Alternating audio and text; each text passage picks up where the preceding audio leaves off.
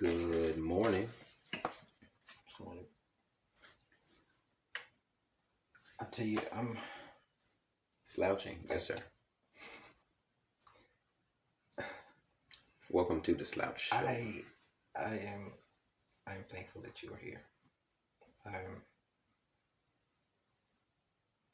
I'm just thankful. Like today, period in the world today. You've been on my mind, dude.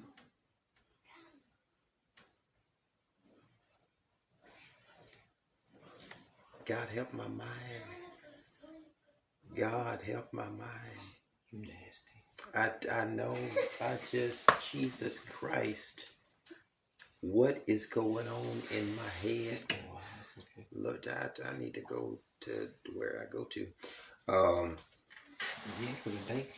I was thankful on yesterday that I had the invitation to show up today. I think sometimes we ought to just leave open invitations, and you did that, so I appreciate that. This has become like safe passage and safe haven. I'll just be saying stuff. I gave a what? No. Yeah, man. That's what I was trying to figure out what you gave. It was a couple Reese's. You was thanking you. I thought I would play along too. Don't be trying to. Since we was gonna live in Deceptiveville.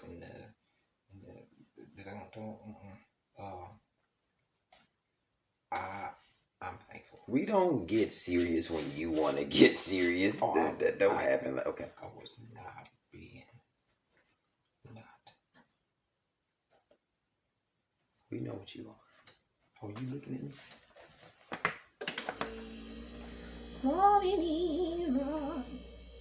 Bitch, you done been quiet all year. You see what I'm talking about. Stupid hoe. Yesterday, the Lord spoke to me and said, Jeremiah, I want you to bag a hoe. It sounds funny, right? But if you read the book of Hosea, that's what he told him. I want you to marry an adulterous woman. True. You can bag. I thought you was talking about gardening tools. No. I wasn't talking about gardening tools. Yeah, but he did actually. He did. Multiple. Was it? No, I'm sorry. That was multiple kids. Yeah. Said I want you to take for yourself. But that's crazy. Here was the thing though. He told him, go get who you want. Mm-hmm. From that, whoever you choose is going to be adulterous. It don't matter if you get the pastor's daughter. Let me tell you what's down the road for you. Adulterous women. The crazy thing about that, dog, is he didn't say fornicator. He said adulterer. You see the significance there? Fornication is you just hoish. Adultery is after the commitment, then you don't value it. She was faithful, virgin maybe. She was untouched, untainted, up until the point that he committed to it. And that's when she decided to step out. But that literally was the calling over her life. Not to punish him, to show him in relative form what it feels like to be God and struggle with Israel. Yeah.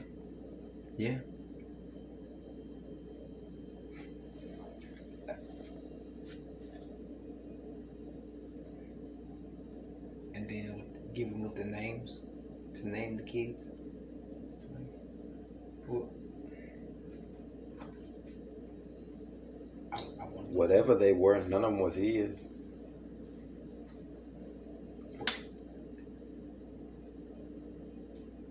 Not one. And I think there was 3 of them, right? Your kids? Yeah. Not one of them was his. And every time she birthed one, She left it with him, and he's masked with the task of raising bastards while chasing a baby mama who's never birthed him a baby. Chasing the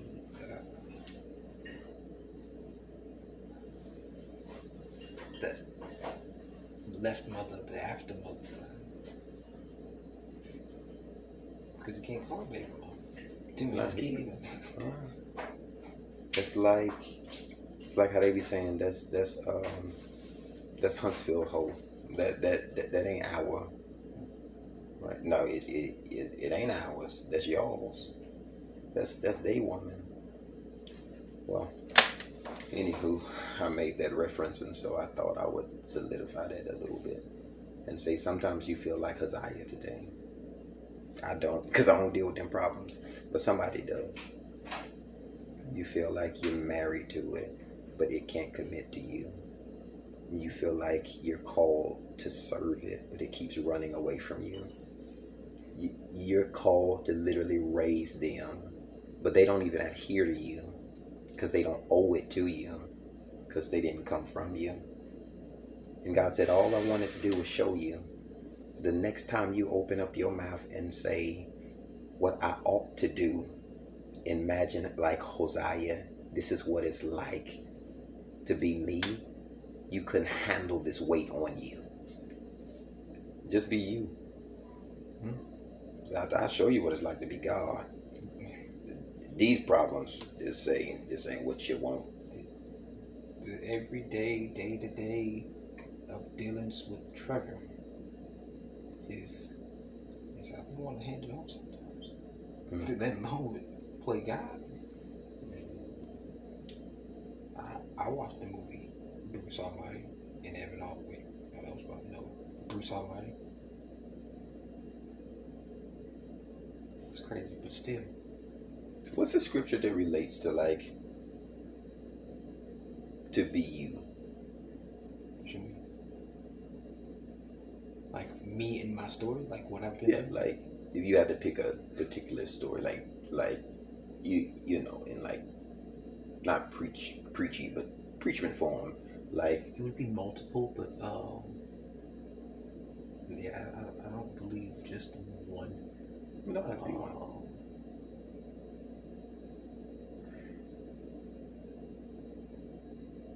Oh, clearly Job.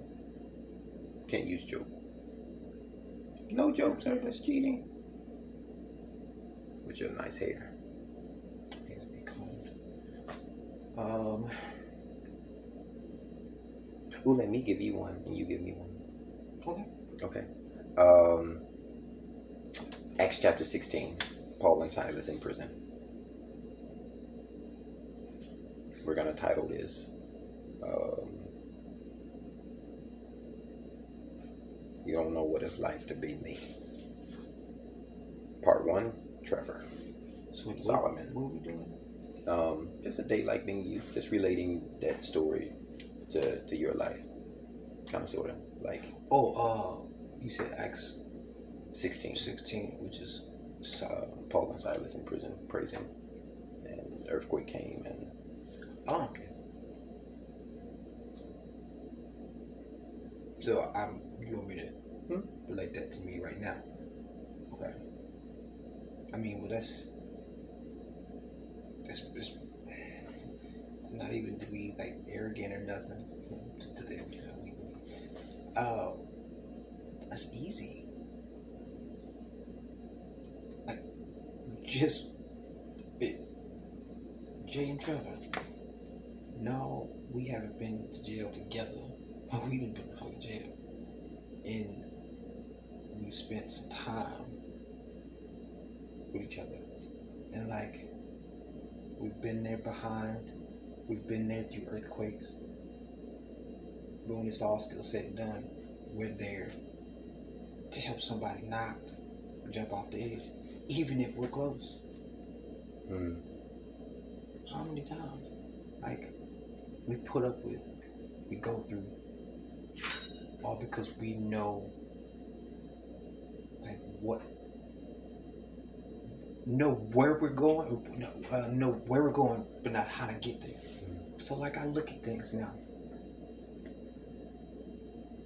You with, your churches, and like everything that you went through, and like for a while, you're like, not talking bad about yourself, but like just, those doors you even got out of preaching, but like on a God loves sense, yeah, maybe some of the stuff that you went through, like, it was a little bit of a punishment, but you cannot. You have to know that he was happy with you for pursuing him. Half the people in the world, like most people in the world, don't even. You're like, I can be mad at you, but like, what you say, like David, he fucking up, but still up the guy's heart, yeah. And like that's what we are. We've done that. You've done that. Pushing. I know this is what I'm called to do.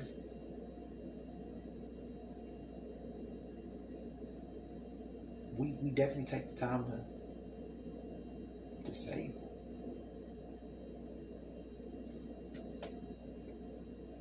It may not necessarily be the right outcome. Mm-hmm. But that's why we serve a God who's better than us. Who's bigger than us, because he's like, well, you at least did. Okay, I got it from you. So yeah, that's how I relate it right now. You know how thankful I am for that. God is not like the tag team partner in a marathon. God is, tag me in on the edge of the ring. He's like standing there waiting, but he's on both sides. Right? He's like that overzealous Stone Cold Steve Austin. Yeah. He's like, jump in the ring, like, you gonna tag me. Even when you don't tag him, he's like trying to pin the guy down behind the ref. He's like, over there trying to kill the ref's wife while he beat the ref with the chair. And then, I mean, if you're not careful, he'll go ahead and DDT you. Right. But it took too long to get me in. He makes sure that you win. You hear me? He makes sure that you win. Yeah. It doesn't matter the storm. He makes sure that we win. Yeah. It don't matter who stays or who comes, who goes, who want to yell, scream, shout, who want to be devout or like petition or block. He makes sure that we win. Winners. That's what I was telling BB earlier this morning. I was like, you can sit there and be defeated if you want to. Right. You can sit there and you can let the weight of the enemy weigh on you, and you take this problem, this challenge, this issue, and be defeated. Then you might as well die yesterday to it. Mm-hmm. But if you woke up, you're a survivor, right? You're a survivor. Prove it. I didn't die to it. Got up from it. I'm my own witness. I ain't gotta find no text. I am my text. I'm my own story. That's what Paul and Silas said in Acts 16. Because before they got to 16, there was only a 15, and it stopped there. They said, let me add another page to this book. Because John said, we couldn't contain the wonders. I don't need to contain his wonders. Let me tell you my story. Let me tell you how I was walking around, and some little enemy was behind me and got upset because we just preaching a word. How many times it happened? All you doing is just talking about it. If folk upset with you, you just talking about it. I ain't even said nothing yet. I'm just talking about how good he is. Right. I ain't mean to offend nobody. I ain't mean to hurt nobody's feelings. I ain't trying to be offensive, Negro. All I'm trying to do is tell you about how he bestows. Leslie, that's what you said. You pulled up to the gas station. I said, look at this here. and for some people, it seems arrogant until they serve. Yeah. Today, your God and serve in your shoes as a servant. They don't know arrogance don't run in your blood. This is my humbleness. That if I don't talk about it presents me arrogant. If every time I drive up, I hop out, look at God. If every time Son, I yes. show up, I Yes. blow him up. Yes. If every time I arrive on spot, then God is my hot top. I'm like, if folk ain't staring at it, if folk ain't mad at you, if folk don't envy you or like want to cuss you out, then you ain't talking about enough about him. But baby, I ought to make you mad with how I glorify him. God did all of this. I'm talking about like winning, like an Oscar, winning, I'm Peace excited. Prize, winning, every whatever you can. And the only thing I can say, God. As I'm taking Come on. You have any words to say? God. Come on. And that's enough. Walk off. I don't drop the mic. I throw it at the people. Because if you got anything else to say that ain't the Lord, I don't know. You deserve to be hit in the head. And it says that greatly annoyed, Paul looked at the little girl and said, come on up out of her. If every entity that didn't want to praise with me, come on up out of that. If everybody who's next to me, right? If you're not mimicking my kneel, my praise, my worship, I know there's something in you. There's something in there. And so you have to go through your house expelling. Come on up out of there envy. Come on up out of that doubt. Come on up out of that depression. Come out the closet. You know. It's like, oh, you didn't think I seen you down there. You know, you got get your deceitful self down from the attic. I'm expelling it. It says that the men who hired the little girl, who she worked for, it says that they are the ones who got the suit against Paul and Silas, had them cast in prison. It never said they went to court. Well, you know they did that with the other disciples. Yeah, there was never a case. They went to jail. Like as soon as they picked him up, straight to jail. You look at it and be like, "Is that this is not due process?" Yeah. No, they said that we through with the process. Processed. It says put them in the innermost. That ain't in a normal cell. That's, as my grandma would say, under the jail. Said threw them in there, left them there. And I don't know how long they're there for. How long you was there for? Right. You know how long I was there for? Right. Yeah. We met each other there.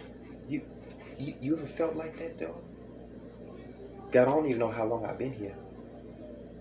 I'm so sick and tired that I lose count. And when you don't know what to do, sometimes it urges you to pull out your hair.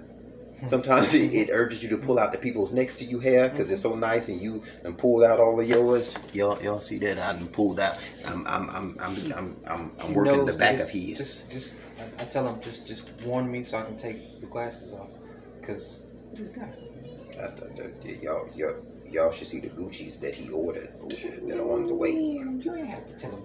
They gonna be tinted like the Beamer that he drives. It's funny that you say it. Like, I actually want to get some name brand frames. What are we talking about? They're coming. As soon as you come visit, you just gotta go pick them up. You did say that. Drive up and pick them up. When did you say that? I remember you saying that. It was yesterday morning. It was literally less than 24 hours ago. I was like, come up. That's the problem. Just pick them up. That's the problem. It's been less than 24 hours. My memory, if you haven't noticed, is long term. You know, I said the same thing to Zay. I was like, you weren't wearing that yesterday. Hold on, I wasn't here yesterday. Like, yeah, you was here this morning. Nigga, don't you ever give out my location and time like that. I've been your oldest staple. I said to him, I said, listen, I said, if you're not glorifying him, then you're offending me. I don't know how many times, like Paul and Silas, I had to come here, repeatedly reminding people that I'm locked up to him. I don't want to talk about nothing else. I'm locked up to him. I don't want to sleep with nobody else. I'm locked up to him. I ain't trying to eat with, dine with, be jailed with. I ain't trying to go to hell with. All I'm trying to do is gain my parole in the presence of God. And day after day after day after day, you sit there. Now you know, I pull a sad moment out of any damn thing. It don't matter. We talking about the gingerbread man. Oh, you want me to tell you about? They took off his button. Just you ever felt like that? The gingerbread man? No, you ain't a boy. You little. But they put more weight on you in responsibility, saying that you have to be old enough. You gotta feed families that you ain't ever birthed, that you ain't never bore. This was just put on you, and then they take from you your gumdrops. They taste delicious. You got people who will sit next to you and eat up off you, and never bring acknowledgement to it's you that they chewing on. I'm talking about they talking about you wrong. But they eating from you right. The gospel of the gingerbread man. Yeah. What about the gospel of the choo-choo can? The little train, the engine. Sometimes I've been pushing it, willing it. I've been roughing it. I've been going through the tough of it. And I've come around the mountain. Yes, I can. I tell you that, like the gospel, like just the good news of God. There's no wrong way.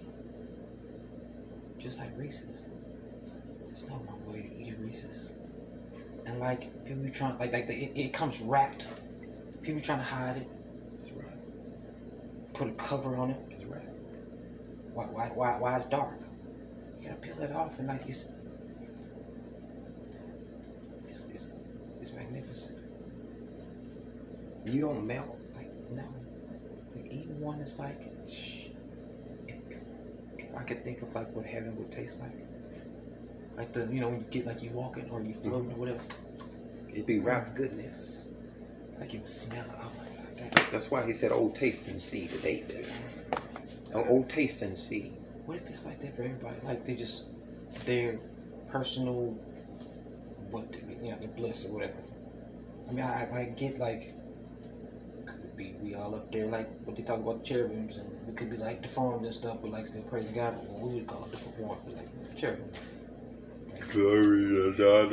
Right, but like, what if that's like serenity? You feel like we just all sit around the king or like the throne. You sit up there. We just like recess. I know Reese's is made with water, so I know it's God. And it's rap. It's always rap. It's always rap. Wrapped up in it. Like Paul and Silas in prison. And somewhere yesterday caught up with tomorrow and said, "I'm tired of my situation. Let's change it today." And they began not to pray, not to power push Pilates. They didn't come here to like play around with the text, to like play on people's tops. No, they said my praise is reserved, just like my prison cell has had my name on this bunk bed for way too long. Says, God, if I can't shout my way out, if I can't preach my way out, if I can't pray my way out, God, I'll thank you while I'm in this. I know I have. Like, I've taken the time to, it's like in that, it's like all you've got is time. So it's like when you get tired of walking around, when you get tired of sleeping, when you get tired of playing whatever game. Well, let me read a book then. I'm just like, I see they got the Bible. I ain't trying to. Then you eventually get to the Bible. It's like you're talking to somebody because like it calls you like they let you out for free time or whatever, and you're like, no, I'm going to stay. Playtime. You just did.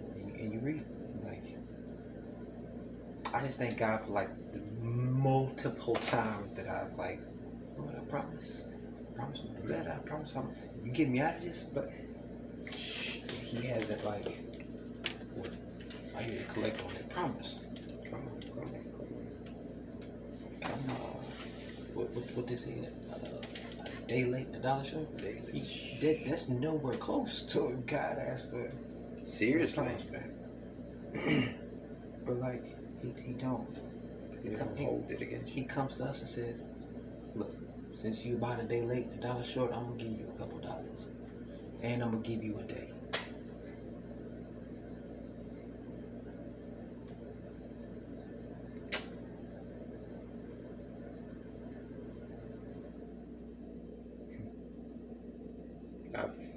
I've been right there. I've been a day, days. I'm not 4 days in the tomb like Lazarus. I'm beyond that. I'm over 2 months overdue. And that's just on the grace that He affords me to still stay there and try and talk my way out of it as if I could potentially maybe pay it. I'm talking about being years behind the weight of what I should have died long time ago. I'm laying there on that floor. With you in the house, laying there on that floor in that bathroom with my door locked so nobody could see me. I'm overdue. I know that my mama died at 26, right? This year I made 30. Passed her by 4 years. Overdue. And I underpay in the privilege that I can praise, but I don't as I should. And God says, I don't even count that against you. I won't even hold that from you. I'm just glad. I'm just glad that you see value in showing up in my presence. You'll catch the praise eventually. You'll catch the right demeanor eventually. Just keep showing up. The more you show up, the more you. And I hate to say this because the more you convert, I hate using that word convert, but it's like that's real life though. Yeah. Cause like, look at how we used to be. To like, still trying to show. I still went to church.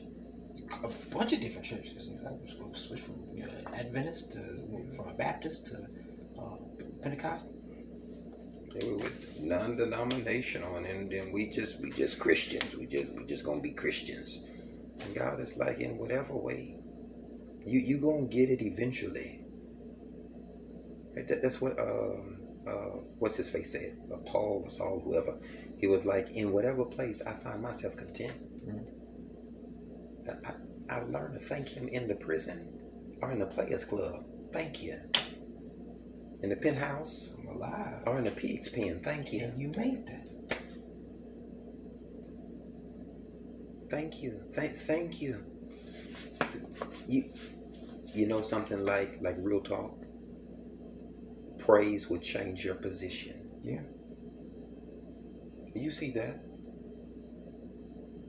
Praise would change you. It'll take you from wondering how to helping folk find out how. It'll take you from talking about it to pulling up in it. It'll take you from struggling with it to standing on a pulpit giving a praise report about it. Praise will change you. It will change your damn position. Because you won't be damned anymore. But you'll be grace, favored, loved, touched. You'll be acknowledged by nobody other than Him. You'll still be damned by the world, but you'll be cared for by Him. Consoled and concealed. Altered, but never just revealed. But God is like, God is unveiling the Reese's. He's unveiling you. He's unwrapping you. And when you come out, if everybody, when you open up a Reese's in the room that hasn't had anything all day, it lets out an aroma. So that everybody gonna know that you've been here. When you leave this scene, when you exit this spot, and you go from here, they're going to feel the weight that you've been here. So they're in prison praising him. Thank you, God. Sound crazy, but thank you. Somebody next door is like, what the hell them people so happy about? Thank you. My cellmates done gone cuckoo. Thank you. And sometimes you got to pass it. Praise is so contagious, you can't keep it. So I pass it. It's so helpful that I don't mean to offend you, but I just pass it. I pass it. And if you don't catch it, it's still gonna hit you.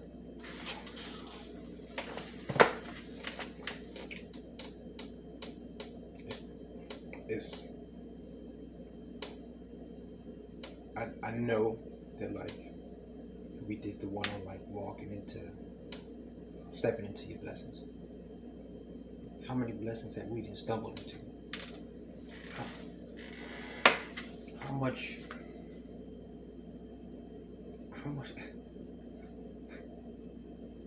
much have we gotten? Not like doing dirt or nothing, but like, because God blesses us to have it, to hold it. And like, we stop, oh, hey, you get that, God's like, yeah, you better be lucky I just want you to look good right now.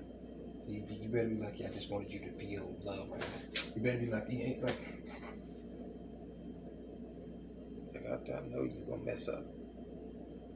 But somewhere you had lifted your voice and sang your praises. And you lifted him up. And he says, that's the promise, be lifted up, I'll draw. He'll redraw your future. I'll draw.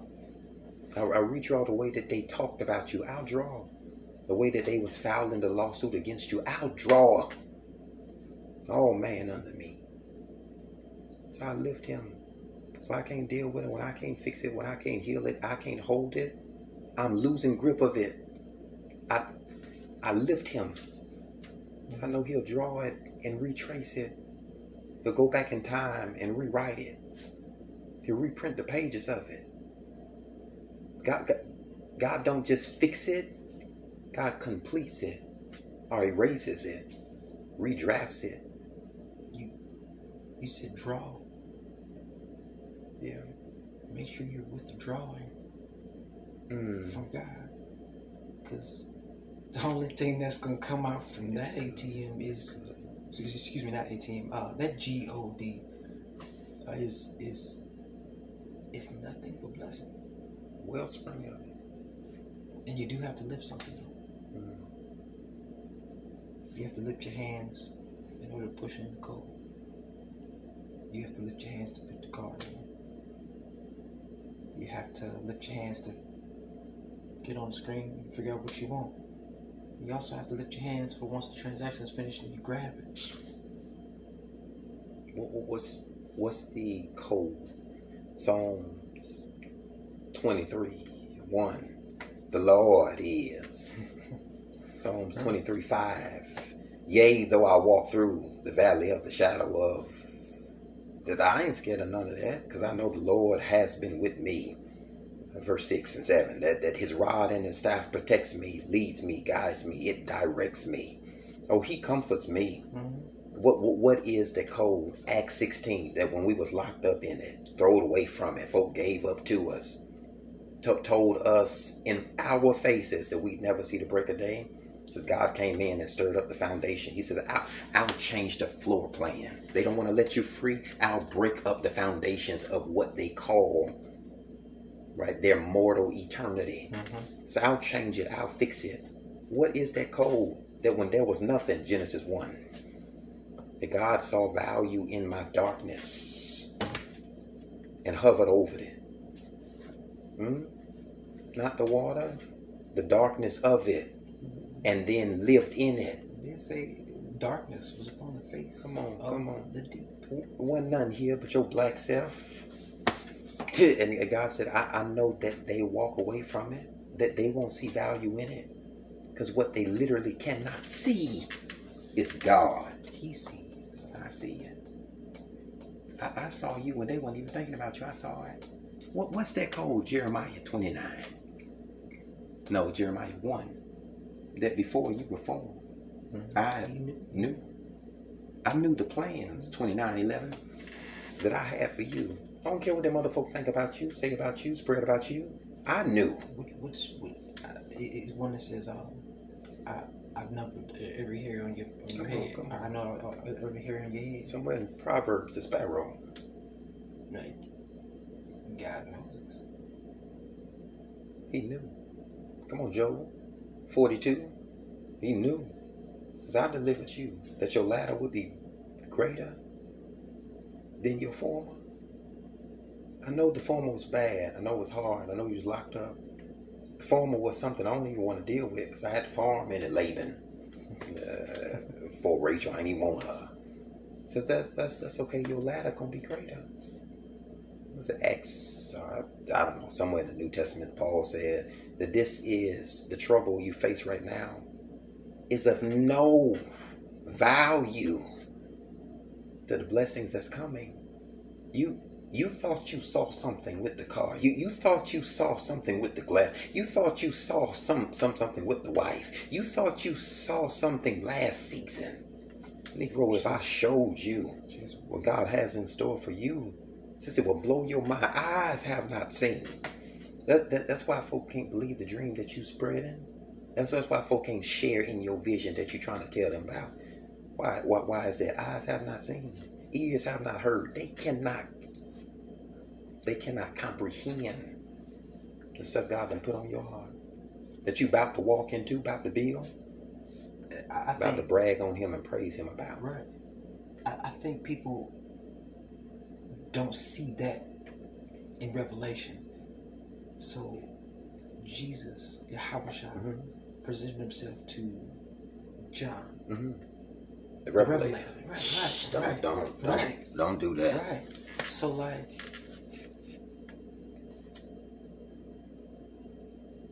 they don't see. Some get the understanding of the very surface. He's seen a dream or he's seen a vision, and this is certain things of it, and it's magnificent. But I don't think they get it. So this man is on the island of Patmos by himself. That's right. He's a prisoner. That's right. He's done. Like it's probably hot. Ain't no real food. Yeah. So like, Jesus comes. Yahweh shows up. And he's so magnificent that falls to his face. He has to describe him.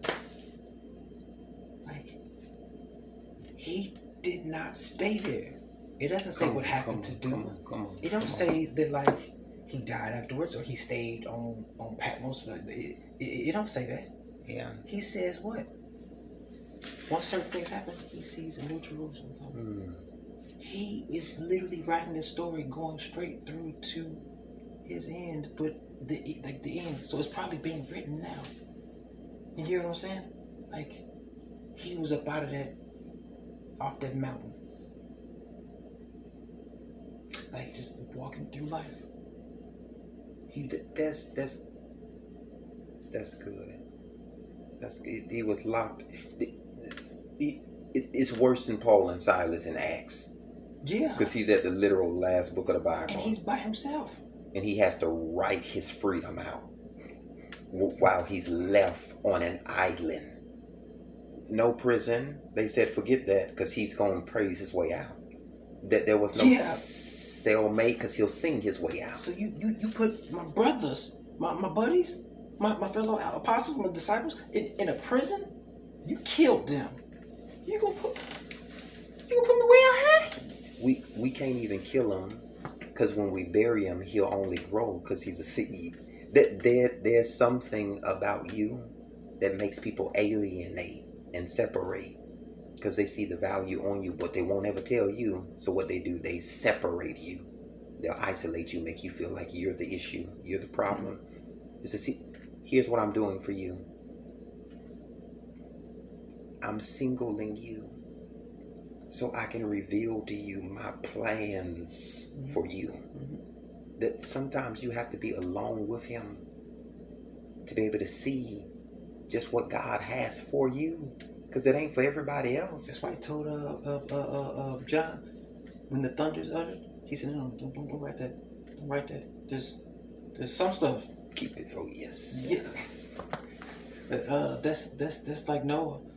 So he gets called to build the boat. Then all of a sudden, now the animals. I have a question. What's clean and what's unclean? Because it doesn't say that. God told him somewhere. There was a conversation. Some of our conversations are private. I want to share it, but you ain't ready for the details of what God has in store. See, if I told you it make too much sense, and you lose your sense trying to make it, but that you lose it. Not your salvation, safe passage. And that's why you'll drown by it, trying to figure out what me and God be talking about in my quiet place in the closet. He says that some stuff I really don't even want you to be like struggling with. And that's why you can't come past this, or you can't come past this point. I have to leave from here. Say, why are you leaving your shoes? Don't worry about that. This is you caught up on the shoes. I'm going on up to the glory. No, you if they let them keep it, keep the damn shoes. Keep it. Yeah. You caught up on this. Take them. I'm sorry. Keep it. Take them. If that's what you want, if you think the assignment, if you think the blessings, if you think the glory is attached to it, take it. That's why he said take it. If for everybody who was tripping over your shoes, take it off. It's tripping. Period. Everybody who has something to say, you shouldn't be wearing that. You shouldn't be driving. You shouldn't be smoking that. You should. Why you look like you think God will wear them glasses? I don't know, but you can have it. Because this don't determine, and it don't undermine. It don't over mean, but it sure don't overshadow my praise. That I can have it, Joe. I cannot have it. I can be under the weight of it. Stephen, I can be in the flood of it, Noah. Because I just learned to thank him. People on the trip over the things that they want or they like. So it's like That's why you worried about this, like you tripping, like you fall over. Take it. But they can never have it. Right. Because right. They Moses. I'm trying to call them to stop. You tripping. You tripping trying to set me free. No, Negro. Right. Your stumper and stamper. It's not for the Israelites. It's so God can help you free you. Because your mind has suppressed you so much to think that you believe you helping me. Right. God called you to free you.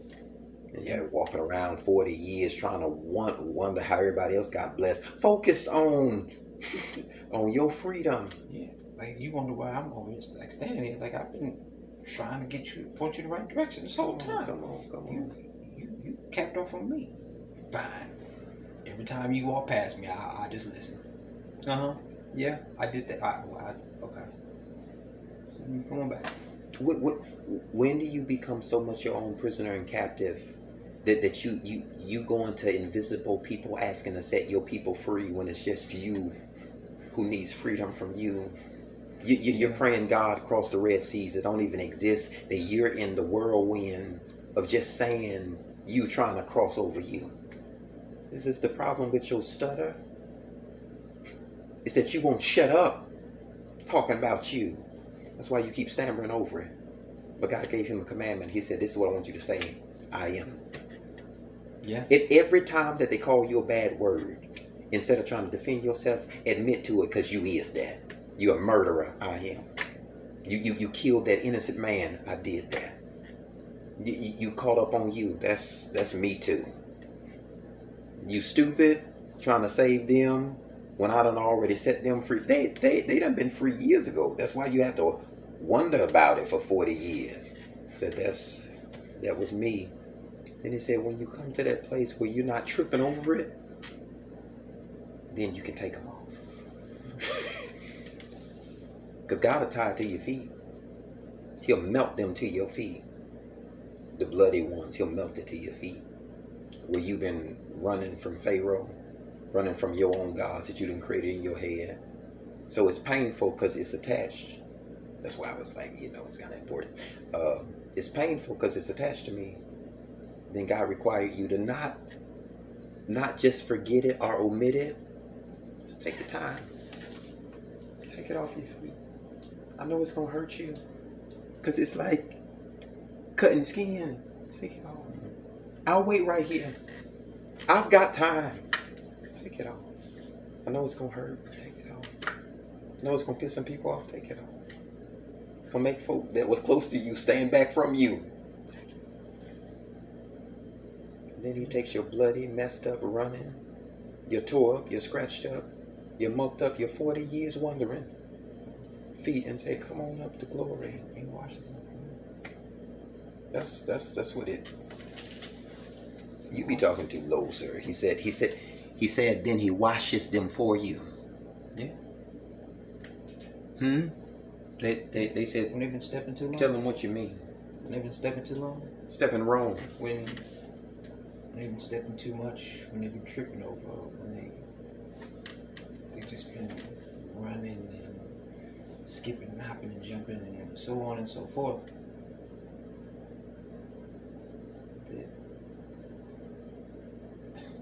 Plain and simple, is required that we get to a still place, a quiet place, a home, a safe haven, to where you feel comfortable enough to take your shoes off.